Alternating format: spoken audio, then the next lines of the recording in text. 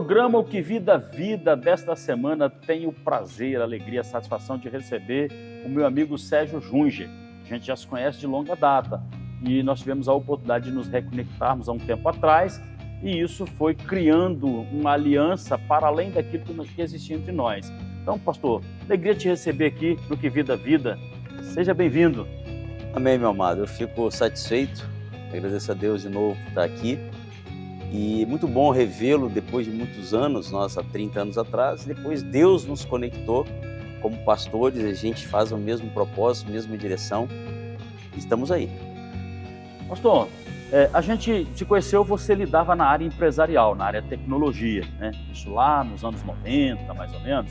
E aí depois a gente veio se reencontrar agora aqui já no ano 2000 e alguma coisa. Primeiro dizer do prazer de te reconectar contigo, mas assim, quem é Sérgio Junger? Esse Junger vem da onde? Ele é italiano, é português? Da onde vem? Que origem é desse Junger? Amém, amém. Então, o Junger é uma família alemã, né? Não parece, eu sou quarta geração de alemães, por volta de 1894 veio a família, vieram 3 alemães para o Brasil, e no decorrer do passar dos anos, eis-me aqui. Aí você veio especificamente para o Espírito Santo, onde foi a porta de entrada? Porque normalmente essas portas de entrada elas se dão pelo Nordeste, né? Sim, sim. Se dão pelo Nordeste, tá vindo da Europa, vindo dali, África, acaba sendo a porta de entrada. Sua família veio direto para o Espírito Santo ou veio para outro estado? Não, ela veio para o Rio de Janeiro. Rio de Janeiro subiu ali para Maricá, veio subindo e o ponto principal é Itaperuna. Itaperuna, depois sul do Espírito Santo, do Norte, Bom Jesus do Norte, e Guaçuí, aquela região ali do Caparaó, dali, aí parte veio para Vitória, porque são 3 homens, né? Sim. Uns ficaram no norte do estado do Rio de Janeiro e outros vieram para o sul do Espírito Santo. E aí, um veio para Vitória e Vila Velha. Esse Junger italiano é por parte de pai Alemão. ou por parte... Aliás, desculpa, o Junger alemão é por parte de pai ou por parte de mãe? É por pai de pai, eu sou a 4ª geração e dentre essa geração tem uma mulher, que é minha bisavó, né, que aí quebra a minha possibilidade de dupla cidadania alemã. Porque existe uma regra que até 1942 tinha que haver um manifesto, sim, onde não aconteceu, e vieram homens, aí veio essa minha bisavó, depois homens e homens. Então entrou na árvore genealógica, entrou uma pessoa do sexo feminino, quebrou. Interessante, porque é diferente na cultura judaica. Na cultura judaica, a origem de descendência sempre vem da mulher. Eu fui estudar um pouco sobre isso, por conta do período do Holocausto, muitas mulheres acabaram sendo abusadas sexualmente. Então, via de regra, a cultura judaica considera, de fato, descendência de judeu quando vem pela mulher. É diferente no alemão, né? Inclusive, na época, eu passei um e-mail. A Angela Merkel era presidente, primeira-ministra lá na Alemanha. Eu passei para o consulado, eu falei, poxa, você tem uma presidente, primeira-ministra mulher, e isso não é aceito dentro da regra alemã até hoje. Isso em 2015, 2020, mais ou menos, não era aceito. Mas vamos lá. Sérgio, então, nasce em Vitória. Você é capixaba? Nascido e criado. Nascido e criado. Você é, de fato, capixaba mesmo? Capixaba. Capixaba da Gema. Na Gema. Nasci onde é o Boulevard hoje. Boulevard da Praia era ali na maternidade. Legal. Você, então, nasce no Espírito Santo, acaba construindo toda a sua vida ali na área empresarial. Você também é professor universitário, não é isso? Isso. Em qual área você dá aula? Eu sou da área de gestão, empreendedorismo e marketing. Passei muitos anos na FAESA, passei algum tempo na Estácio, teve 2 faculdades menores, que também fui coordenador. Então, fiquei, no total, foram 16 anos como professor de faculdade. Professor universitário. Professor universitário. Mas você também andou um pouco aí pela área de tecnologia, né? Porque eu te conheci e você tinha uma empresa na área de tecnologia. Aliás, eu agradeço aqui ao Sérgio que eu aprendi Word, Excel, planilha de Excel na empresa que ele trabalhava, na empresa que era dele, não trabalhava, e era dele. Então, foi lá nos anos 90, não foi? Foi. 90 ou até 97, 98. Até hoje o que eu sei de Word, Excel e de Windows, Agradeço a sua empresa, aprendi muito lá. Então, eu entrei na área de tecnologia muito novo. Eu fui a primeira turma de tecnólogos, tecnólogo não, na época chamava técnico em processamento de dados, do CCI, que era na FAESA. Eu me formei no meu segundo grau em 89 como técnico em processamento de dados. Ali eu comecei profissionalmente na área de tecnologia e fiquei 22 anos na área de tecnologia. Ó, que legal. Sérgio, você depois dessa empresa, você acaba casando, né? Você tem... Sim. Sua família hoje é o quê? Fala pra gente. Eu estou exatamente há 36 anos com a mesma esposa. Olha, que bênção. Tenho um filho hoje, graças a Jesus, faz medicina. Olha que bênção. Toda a honra, toda a glória somente ao Senhor. Amém. Casou, tem um filhinho de 2 anos e meio. Curtindo o netinho, né? O Lorenzo. Lorenzo. O negócio é que meu filho casou com uma descendente alemã também. Olha.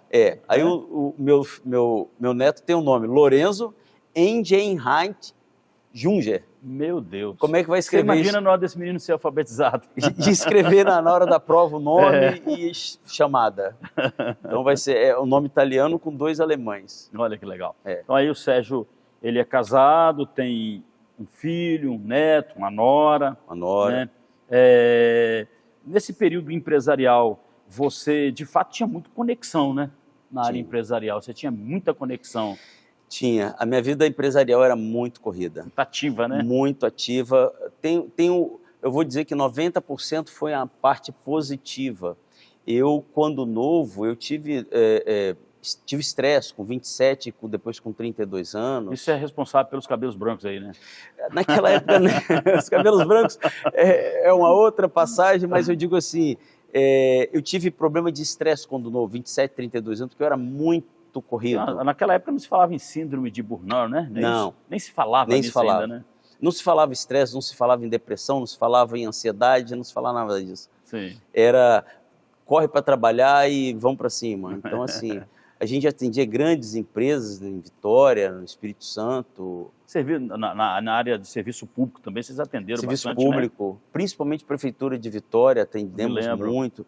Época do prefeito Paulo Artung, enfim, tivemos bons contratos. Sim. Foram muitos anos. Bem, beleza. Aí você vai tocando a sua vida empresarial, você vai tocando a sua vida familiar, construindo a sua vida familiar. Em algum momento você pensava em fé, você vivendo nesse auge empresarial, dava algum start? Peraí, tem alguma coisa de fé nessa história ou não você foi levando a sua vida? Incrível que pareça, eu sempre busquei algo. Eu tinha condição financeira, tinha boa empresa, tinha boa família, mas sempre vazio. Eu me recordo que com 30 anos eu sentia um vazio dentro de mim, porque eu trabalhava, tinha condição, fui 2 vezes aos Estados Unidos, já fui a Bariloche, Argentina, passeava muito, mas sempre um vazio. Andava de bons carros, tinha uma boa casa. Bom apartamento. Mas existia um vazio existencial. Vazio. E eu ouvia esse vazio para outros também empresários. Mas esse vazio, quando a gente fala, mas Jesus é a salvação. Sim, mas sabe uma coisa, pastor, que eu sempre observava? A gente ouvia o que resolvia o problema da gente. Jesus era o quê? Mas como? Como que era um problema para quem não era crente, vamos dizer assim, ou para quem já era batizado, mas não teve encontro com Jesus, até porque eu me batizei em 86. Ah, é? Me batizei com 18, 19 anos, mas o batismo EBD era muito fraco. Então o que acontecia? Falava-se muito de se render a Jesus, mas era o quê? E o como? Eu quero me render a Jesus, mas como? Então faltava esse ensino de como se render a Jesus. Eu acredito muito, Sérgio, que assim, as pessoas acabam tendo um conhecimento, mas um conhecimento vazio, sem experiência. Isso aí. De fato, a gente acaba se conectando no dia a dia com várias pessoas que passam por esse contexto. Eu sei quem é Jesus. É um pouco do que o rei Agripa fala para Paulo, né? O apóstolo Paulo chega diante de rei Agripa e ele começa a discorrer desde os profetas, né, dos patriarcas até os profetas, até Cristo. E o rei Agripa vira para Paulo e fala assim: rapaz, por pouco você me persuade a tornar-me um cristão. Então, assim, ele sabia, mas ele não tinha tido uma experiência ainda íntima. Então, assim, você considera de que, assim, as empresas, a sua empresa, a sua condição sociofinanceira, a sua estrutura familiar, esse pseudo-conhecimento, faltava alguma coisa ainda? Faltava. É exatamente isso, era o vazio. Hoje eu entendo o que a Bíblia diz, tudo é vaidade. Tudo é vaidade. Então o homem, o ser humano, quando ele tem as coisas materiais, ela vai encapsulando esse vazio que existe dentro do ser humano. Ele vai criando uma redoma do vazio que existe no ser humano. E isso, quando isso é encapsulado, quando isso é travado, trancado, o ser humano consegue viver bem na vida material. Mas quando isso eclode, quando isso abre, o vazio aparece. O vazio sai do ser humano. Você acha que racionaliza muito a vida? Quem? Essas pessoas que vivem desse Sim. contexto racionalizam muito a fé, a vida, a existência? A autossuficiência no homem é um problema sério. O homem, quando ele tem muito conhecimento, quando ele estuda muito, quando ele busca muitas ferramentas para achar resultado, ele não dá o espaço para Deus entrar. E a Bíblia diz que Deus bate a porta, ele não arromba a porta. Boa. Então, o ser humano, ele está muito autossuficiente. E isso a gente vê gradativamente na nossa descendência, na nossa geração. Você acredita que essa autossuficiência é um pouco pela conta bancária? Soma. Eu diria que conta bancária, e nós estamos falando da vida material, Okay. Vem o conhecimento, a informação hoje é muito fácil, já era relativamente fácil, mas as pessoas buscavam. Então, o conhecimento, a informação te leva à tomada de decisão. Quando você tem o conhecimento, você toma a decisão e acerta, você busca resultado. O resultado gera o quê? Dinheiro. Dinheiro, vida material, conforto. E cadê Jesus? Mas o vazio está lá. O vazio está lá. Sérgio, como você é da área da tecnologia, hoje o mundo tem muita informação. Concorda comigo? Sim. Eu acredito muito que uma criança de 10 até 13 anos tem muito mais informação do que nós quando tínhamos 30 anos, né? Porque o mundo hoje, né, as informações elas estão na palma da mão. Sim. Mas essa informação ela não gera, de fato, conhecimento.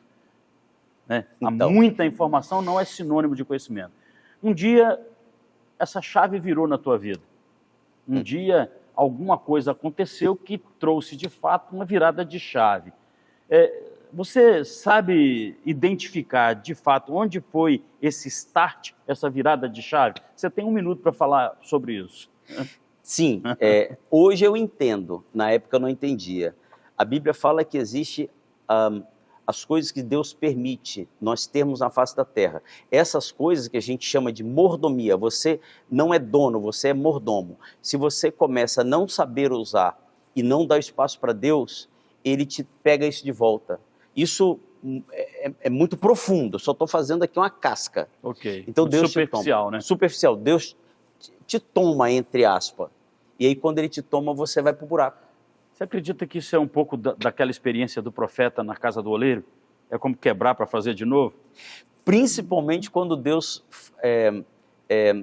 fala, entre aspas, né, que eu quero você na minha obra. Você, eu quero aqui. Nós vamos falar sobre isso no segundo bloco.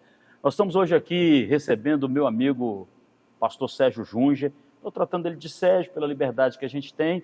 Mas nós vamos falar um pouco nessa virada de chave que trouxe esse ministério na vida dele. Ele está aqui com a roupa que já está identificando o exercício ministerial que ele tem cumprido. A gente vai falar um pouco sobre isso, né, sobre esse exercício ministerial, de forma com que ele se envolveu na capelania.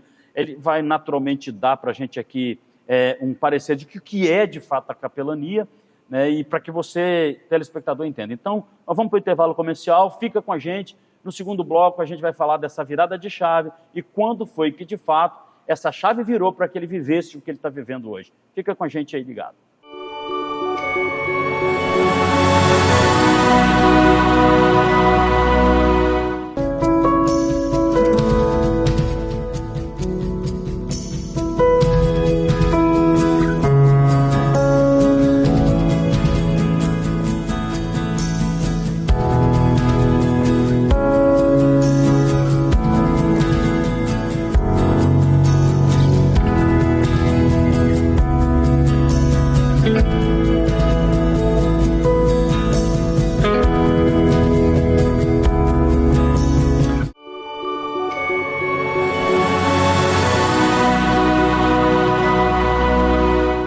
Estamos de volta no Que Vida a Vida dessa semana.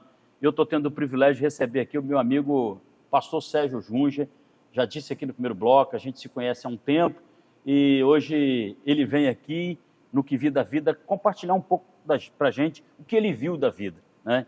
E nós paramos no primeiro bloco falando sobre essa virada de chave, Sérgio, na sua vida, sobretudo na sua vida ministerial, né? Como é que você sai dessa área empresarial para, de fato, se entregar num chamado ministerial, na capelania? Como é que você vive dentro desse contexto, com esse chamado de dedicação exclusiva para a área da capelania? Existe hoje uma dificuldade enorme nas pessoas em compreender, de fato, o que é a capelania, né? Como em todo o ambiente, existe fruta boa e fruta ruim, né? Fala um pouco para a gente, como é que foi essa virada de chave para você se reconectar ao ministério? Você que tinha informação de Cristo, chegou a se batizar, mas que depois tem conhecimento de Cristo. E como é que foi para você compreender o seu chamado especificamente para essa área? Fala um pouco primeiro dessa virada de chave de informação para conhecimento, depois do seu ministério na área da capelania. Então, a capelania ela entra na minha vida quando eu, dentro de uma igreja, comecei a ter sede para buscar mais o que era a Bíblia. O que é Novo Testamento? O que é Velho Testamento? O que é isso? Que livro é esse? Ali começa a sede de aprender. Como a gente estava falando, eu passei 16 anos dando aula em faculdade. Então isso me deu sede. E as igrejas, a igreja que eu estava e depois outra igreja por qual eu passei, não me entregava, não me dava o como fazer, só falava o quê. E isso eu comecei a procurar como... porque quando você é professor de faculdade, você aprende a aprender. Okay. Então eu passei a não depender de ninguém para aprender. A gente chama de autodidata. Então eu comecei a buscar informação. E quando eu começo a buscar informação, aparece, aí eu falo que Deus começa a botar a mão na minha vida, aparece algo chamado capelania.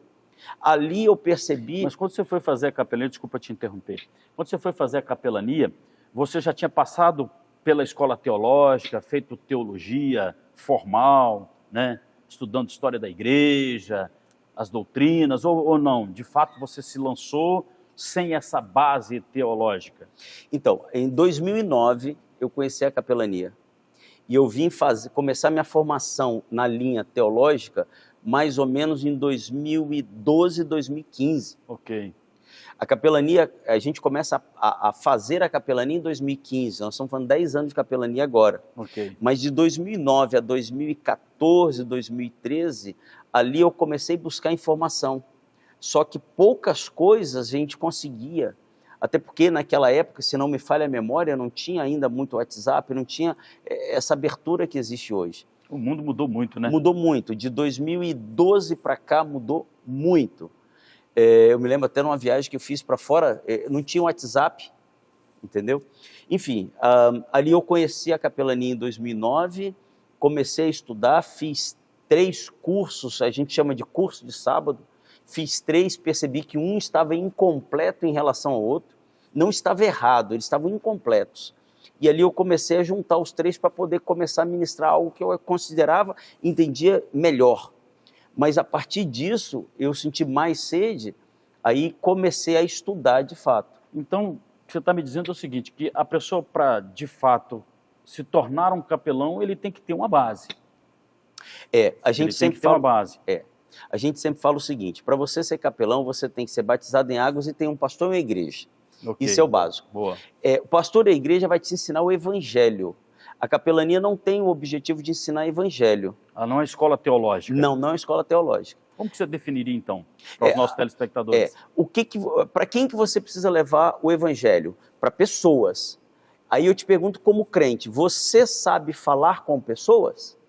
Boa. Isso era um gap, um buraco que a gente encontra. Okay. Porque, de novo, as igrejas estão preparadas, estou colocando de forma geral, a ensinar o que é o evangelho. E não como levar o evangelho. Okay. Então, nesse espaço que entra a capelania.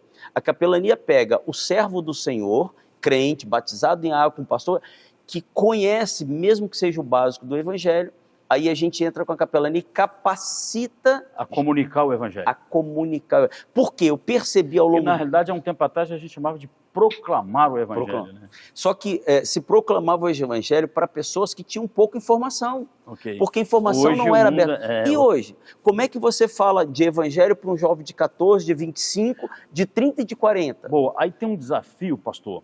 O Sérgio hoje é um pastor que exerce o seu ministério na área da capelania. Tem um desafio que é chamado redes sociais, né? Essa contextualização da visão do capelão para proclamar o evangelho, né, para além dessa questão do capelão, porque quando a gente fala em capelania, você me corrige se eu estiver errado, a gente pensa muito nessa relação de visita em hospital, de visita em presídio, ainda que seja isso, mas a capelania avançou para além dessa questão? Sim, muito além disso. A gente fala de hospital, presídio, asilo, albergue, sim, continua. Só que hoje, a capelania ela mostra que você pode falar o evangelho comprando um pão na padaria, comprando um pão no supermercado, tropeçou, encostou em alguém, bom dia. É uma oportunidade. Conhece Jesus? Cristo fez isso, né? Sim, é por isso que eu mergulhei nos meus estudos no Novo Testamento, porque a gente fala como servo que quer ser parecido com Jesus, mas o que Jesus fazia? Aí a gente volta lá aonde? Mateus 9:35, e Jesus andava pelas aldeias, até pregava em sinagoga, mas ele falou o que para os discípulos? Falou assim, realmente a seara é enorme, rogai ao Senhor da seara. Então ele mesmo já sabia que a seara seria enorme, e o povo naquela época, em termos de mundo, era pouco. E hoje? Quantas pessoas existem? 8 bilhões de habitantes. Bilhões. Então a capelania ela vem exatamente para mostrar para o servo que ele se capacita para aprender a falar, desde um menininho de 2 anos até um senhor de 80. As oportunidades. Né? Porque também me formei como psicanalista. E quando a gente forma como psicanalista, você aprende mais a lidar com gente. E o que eu uso? A base do Gálatas 5:22, fruto do Espírito. O que crente tem que ter hoje? Fruto do Espírito, mansidão, paciência, bondade, benignidade, domínio tem próprio. Que viver isso. E a capelania ela chega para lembrar ele que ele tem que viver isso, ele tem que ser crente. Ok. Então a capelania, ela na realidade, ela vai qualificar as pessoas para que nas oportunidades elas possam proclamar. Posso até, por exemplo, usar as redes sociais, né, a partir de um treinamento específico, para alcançar vidas para o reino, é isso que você está dizendo? Na verdade, você pode, a gente até fala, você pode usar todas as ferramentas, nunca deixando a Bíblia. A Bíblia é o nosso base, fundamento, né, de vida. Agora, você conhece gente, porque as igrejas ao longo dos anos, aí a história da igreja é outra conversa, mas ela vem sempre mostrando que tem que ler a Bíblia, tem que ler a Bíblia, tem que ler a Bíblia. Sim, e daí? Você leu a Bíblia, você está salvo, acabou? E o ID, Marcos 16:15? É a parte 2. Okay. Agora leva além das paredes do templo. Então nós somos obrigados. Aliás, esse tem sido o seu lema, né? Isso é o lema da capelania, quer dizer, do nosso Instituto de Capelania. Assim, vamos lá. A gente está indo... O tempo aqui passa voando, viu? Muito rápido. A gente já está indo para o final do programa. Aí, de repente, Deus te dá o direcionamento para você cumprir o seu ministério na área da capelania e você criou um instituto. Fala um pouco do instituto para a gente. Isso. Há 10 anos atrás, tudo eu falo baseado na fé que Deus coloca no nosso coração. Do mesmo jeito que ele falou, você agora tem que formalizar isso. Ele me deu uma frase que nunca mais eu tirei, está até atrás das camisas da gente, capelania é levar o evangelho além das paredes do templo, porque as igrejas fazem muito bem o que tem que fazer dentro do templo. Fora, muitas deixam de fazer o que tem que ser feito. Então, a gente formalizou Instituto de Capelania Cristã. Hoje você tem reconhecido... Você também escreveu um livro, né? Então, esse livro, ele chega da editora essa semana. Olha que legal. Razão e Fé. Marcar para você vir aqui falar do livro. Amém, amém. Ela é a construção da razão e fé, construindo a vida equilibrada. É exatamente o que a gente aprende na vida, que eu já passei dos 50, onde a gente aprende o que é razão, o que é tomada de decisão, e a fé é aquilo que Deus, Efésios 2:8, aquilo que Deus entrega para a gente. Você acha que isso, eu não gosto muito do termo achar, não, você entende que isso completa o seu ministério como capelão e como formador de capelães? Completamente. Por quê? Porque vem o meu entendimento como ser humano, porque Deus nos dá essa autonomia, só que quando a gente se dobra ao Senhor, a fé ela está sobre. Então ela completa. Por isso que eu me formei também como psicanalista, porque eu precisava entender o psique do ser humano. Você tem formação na área de capelania, você tem formação na área teológica, você tem formação na área da psicanálise e na área que você foi professor universitário, que é gestão empresarial. Eu sou formado em administração, tenho pós-graduação em MBA em gestão, negócios, administração. Ou seja, currículo não te falta. Para o homem e para Jesus. Então vamos botar isso em prática, né? É o que a gente precisa. Agora, eu sou pastor de uma igreja. Aí eu decido formar um grupo de capelães na igreja onde eu sou pastor. Porque pastor é aquela coisa assim, não, esse cara vai vir para aqui, vai formar... Tem alguma inserção do ponto de vista de administração, de pastoreio, de intervenção no pastoreio, formar capelão na igreja? Fala um pouco disso para a gente. A capelania, ela vem para somar com a igreja. É como se fosse um anexo, vamos chamar assim, um anexo espiritual da igreja. Você vai qualificar a mão de obra para o pastor. Qualificar a mão de obra para o pastor. E aí, por isso que existe a capelania eclesiástica, é aquela que vai dar o suporte ao pastor. Okay. Então, a gente chega para formar, para ajudar o pastor a criar o ministério. Só que esse ministério, com a liderança desse pastor, ela vai atuar fora da igreja, além das paredes do templo. Acaba somando e trazendo resultado para a igreja local. Total. Você vai visitar alguém no hospital, a pessoa fala, poxa, que visita maravilhosa, onde é que você congrega? Na igreja tal, eu quero ir na sua igreja. Ótimo. Entende? A pessoa está na padaria. Você conhece Jesus? Deus te abençoe. Fale apenas, Deus te abençoe. Apenas Deus te abençoe. A porta de entrada, né? A porta de entrada. Poxa, que bênção, onde é que você congrega? Em tal igreja. Então, isso há uma tendência das pessoas irem para as congregações, porque é importante e é fundamental. Você tem quantos capelães? Você tem quantos capelães inscritos hoje no Instituto de Capelães que passaram por formação com você? Então, passaram até hoje 1.700 e mais alguma coisinha. 1.700. Na Grande Vitória? Na Grande Vitória, Espírito Santo, eu já fui em Ipatinga, Rio de Janeiro. Através de uma igreja, nós atingimos pessoas Inglaterra, Itália, Espanha, Portugal. Eu sei que o seu filho fala inglês fluente, você fala também? Eu falo inglês, eu resolvo. Ele não, ele é fluente. Você não passa. Não. Você pega um hot dog em Walmart, é com você. Né? Humildemente dizendo, eu já estive lá, já aluguei carro, já saí de um lugar para outro, já fui de cidade para outra, não tive problema nenhum. Legal.